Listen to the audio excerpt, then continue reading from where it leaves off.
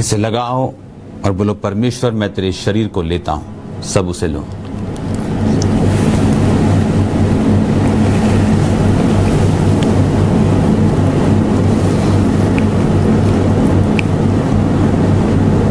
उस जूस के पैकेट को खोलो, उस प्याले को लो, बोलो परमेश्वर ये जूस नहीं, बोलो ये जूस नहीं, तेरा लहू है।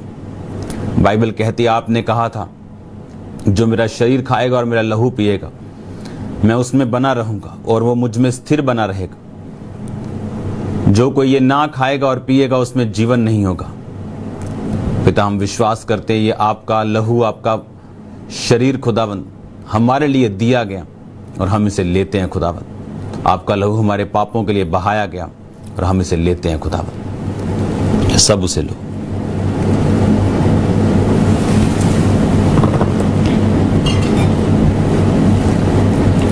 अपने हाथों को उठाओ, थैंक यू जीसस, और बोलो खुदावन ये पवित्र भोज जो मैं ले रहा हूं, बाइबल कहती जब तक मैं ना आऊं मेरी मौत को इसी तरह स्मरण करो। पिता, हम आपको याद करते हैं खुदावन, हम जानते हैं आप अपनी कलीसिया को फिर से लेने के लिए आने वाले हैं। पिता, आज मैं प्रार्थना करता हूं तेरी कलीसिया तेरी आमद के लिए तैयार हो। आज खुदावन इनके गुनाहों को जला के नाश कर दे खुदावन, पाप की आत्माओं को इनकी जिंदगियों से खत्म कर दे खुदावन। तेरा डर तेरा खौफ इनके अंदर आए मेरे पिता, तेरे जीवित तेरे सामर्थी नाम में मैं मांगता हूं, आमीन आमीन। अपने हाथों को उठाओ अपनी बाइबल समेत और बोलो खुदावन मैं तेरे वचन से प्यार करता हूं, तेरा वचन मेरे जीने का आधार है, तेरा वचन मेरे शुद्ध रहने का आधार है। प्रभु यीशु मसीह के पवित्र और सामर्थी नाम में मैं मांगता हूं। सब बोलो आमीन। ऊंची आवाज में तारीफ करो खुदावंद की, जोर से जोर से जोर से जोर से। हालेलुया। गलातिया 5 उसकी 17 आयत को हम पढ़ेंगे आपकी स्क्रीन के ऊपर। पार्ट 2 आज इसको मैं आपको एक्सप्लेन करूंगा। बाइबल कहती है क्योंकि शरीर आत्मा के विरोध में और आत्मा शरीर के विरोध में लालसा करता है और ये एक दूसरे के विरोधी हैं, इसलिए कि जो कुछ तुम करना चाहते हो वो ना करने पाओ। मैंने आपको बताया था कि परमेश्वर का एक प्लान है आपकी लाइफ में। अगर उसने आपको अपने पास बुलाया तो जिस तरह एक मछली के बच्चे को कोई तैरना नहीं सिखाता, एक बंदर के बच्चे को कोई उछलना नहीं सिखाता, ये उसके ब्लड में, उसको मालूम है कि जब वो हल्का सा ग्रो होता है तो वो ऑटोमेटिकली उन चीजों को करना शुरू करता है। जब परमेश्वर ने आपको चुना, जब परमेश्वर ने आपको बुलाया, जब परमेश्वर ने आपको मसीह में कॉलिंग दी, तब आपकी स्पिरिट जानती है कि आप किन कामों को करने के लिए बुलाए गए। वचन के द्वारा, अब खुदावंद के दासों के द्वारा, पवित्र आत्मा की अगुवाई के द्वारा वो अपनी इच्छाओं को हम पर जाहिर करते हैं। बाइबल कहती शरीर आत्मा के विरोध में और आत्मा शरीर के विरोध में, इसको पढ़ेंगे, हर वक्त लालसा करता है और ये एक दूसरे के विरोधी हैं, इसलिए कि जो तुम करना चाहते हो वो ना करने पाओ। परमेश्वर ने कहा ये एक दूसरे के विरोधी हैं ताकि जो तुम करना चाहते हो, कि तुम क्या करना चाहते हो, तुम्हारा इनर मैन ये जानता है, तुम्हारा अंदरूनी व्यक्ति ये जानता है कि परमेश्वर ने तुम्हें कुछ काम करने के लिए बुलाया। अगर तुम स्टूडेंट हो तो वो जानता है कि उसने तुझे पवित्रताई में रहने के लिए, एक एग्जाम्पल बनने के लिए, एक पवित्रताई की, इंटेलिजेंस की, ब्लेसिंग्स की एग्जाम्पल बनने के लिए परमेश्वर ने तुम्हें अपने पास बुलाया। लेकिन शरीर कहता तुम्हें ये काम नहीं करने देगा क्योंकि ये आत्मा के खिलाफ चलेगा, ये एक दूसरे के विरोधी हैं, ताकि जो तुम करना चाहते हो वो ना कर पाओ। अब परमेश्वर ने अगर आपको ब्लेसिंग्स देनी है तो वो एक जरिया बनाता है। जिस तरह धरती पर अगर परमेश्वर ने काम करता है तो वो अपने लोगों के जरिए करता है। वो अकेला कर सकता है लेकिन वो करता नहीं, क्योंकि परमेश्वर का ये रूल है इस धरती के ऊपर, कोई भी आत्मा बिना शरीर के काम नहीं करती, चाहे वो शैतान की हो चाहे वो परमेश्वर की हो। वो अपने लॉ के साथ बंधा हुआ परमेश्वर है वो अपने लॉ को बदल सकता है, लेकिन बाइबल कहती वो अपने नाम से भी अधिक महत्व अपने वचन को देता है। अब जब परमेश्वर ने अगर आपको ब्लेस करना है तो बाइबल कहती वो आपको असाइनमेंट देगा, वो आपको होमवर्क देगा, वो आपको काम देगा। और वो काम जाहिर है कि अगर परमेश्वर आत्मा है तो वो काम शारीरिक तो नहीं होंगे, वो काम तलवार से लड़ने वाले तो नहीं होंगे, वो काम भी आत्मिक ही होंगे। और जब परमेश्वर उन आत्मिक कामों को आपको देता है और आप उन आत्मिक कामों को शरीर में रह के तो नहीं कर सकते। अगर परमेश्वर ने आपको सुसमाचार सुनाने का काम दिया तो आप शराबी रह के वो काम नहीं कर सकते, व्यभिचारी रह के वो काम नहीं कर सकते, चोर रह के वो काम नहीं कर सकते। आपको अपनी लाइफ को स्पिरिचुअल करना पड़ता है। उन कामों को करने के लिए वो परमेश्वर ने हर एक बंदे को काम दिए, कोई भी फ्री नहीं। हर एक व्यक्ति, चाहे वो स्टूडेंट हो, चाहे वो पास्टर हो, चाहे वो प्रॉफिट हो, चाहे वो प्रेरित हो, चाहे वो कोई भी हो, वो बिजनेसमैन हो, अगर आप मसीह में हैं, एक डिवाइन असाइनमेंट परमेश्वर ने आपको दी। और आपका दिल जानता है, पूरी तरह से अगर ना भी जानता हो, लेकिन आपको मालूम होता है कि परमेश्वर ने कुछ काम के लिए आपको चुना। पहले काम क्या है? होलीनेस में रहना, प्रार्थना में रहना, परमेश्वर में खड़े रहना, हाँ, एक मन परमेश्वर में रहना। अविश्वासियों के साथ बाइबल कहती है आसमान जुए में मत जुतो, मूर्तों का परमेश्वर के साथ क्या लगाव।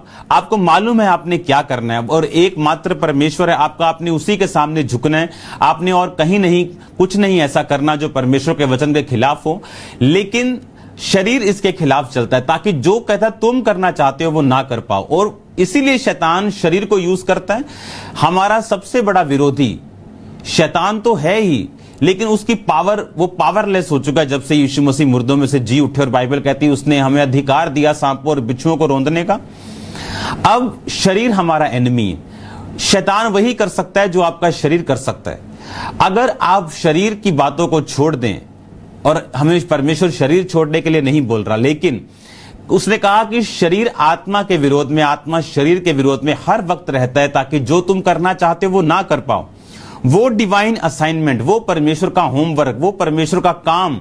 अगर एक औरत मुझे देख रही है जो मान लो हाउस वाइफ है, उसके पास कोई काम नहीं, ना वो बाहर काम करती है, या हाउस वाइफ नहीं, होम मेकर, हाँ, कि वो कुछ नहीं, सिर्फ अपने घर को संभाल रही, उसको भी परमेश्वर ने एक डिवाइन असाइनमेंट दी है। क्या? अपने बच्चों को आत्मिक रीति के साथ आगे लेके जाना, अपने आस पड़ोस में परमेश्वर के बारे दसना, चुगलियों बखेलियों से दूर रहना, गंदी चीजों से दूर रहना। हर एक व्यक्ति के पास एक काम है जो परमेश्वर ने उसे करने के लिए दिया है। पहला काम अपने जीवन को अच्छी तरह से रखना, दूसरा काम सुसमाचार देना, चाहे आप किसी भी पोजीशन पे क्यों ना हो। और बाइबल कहती जैसे ही हम परमेश्वर के कामों में लग जाते हैं, वैसे ही परमेश्वर एक दरवाजा, उन कामों को एक दरवाजे के रूप में यूज करता है। जिस तरह से शैतान आदम और हवा की जिंदगी में कुछ नहीं कर पाता था जब तक उसने हवा को वो फल खाने के लिए नहीं बोला और नहीं खिलाया जो परमेश्वर ने उसे मना किया था। हवा की डिसओबीडियंस ने, हवा की अनाज्ञाकारिता ने शैतान को मौका दिया कि वो उस दरवाजे को ओपन करके उसकी जिंदगी में जाए और काम करे। उसी तरह से बाइबल कहती जिस तरह एक व्यक्ति की अनाज्ञाकारिता ने पाप के विषय में, पाप को, शैतान को काम करने का मौका दिया, उसी तरह एक व्यक्ति की आज्ञाकारिता ने, यानी यीशु मसीह की आज्ञाकारिता ने, कि वो शैतान के सामने नहीं झुका और परमेश्वर के वचन पे चलता रहा और शरीर की बातों को ना सुन के आत्मा की बातों को सुनता रहा और उसी वही करता रहा। लिखा उस आत्मा के कामों ने, उस आज्ञाकारिता के कामों ने परमेश्वर के लिए एक दरवाजा बना दिया कि वो हमें ब्लेस करे।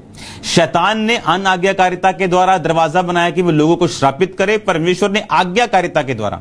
आज भी जब हम आज्ञाकारिता करते हैं, वो एक वे होता है, वो एक डोर होता है।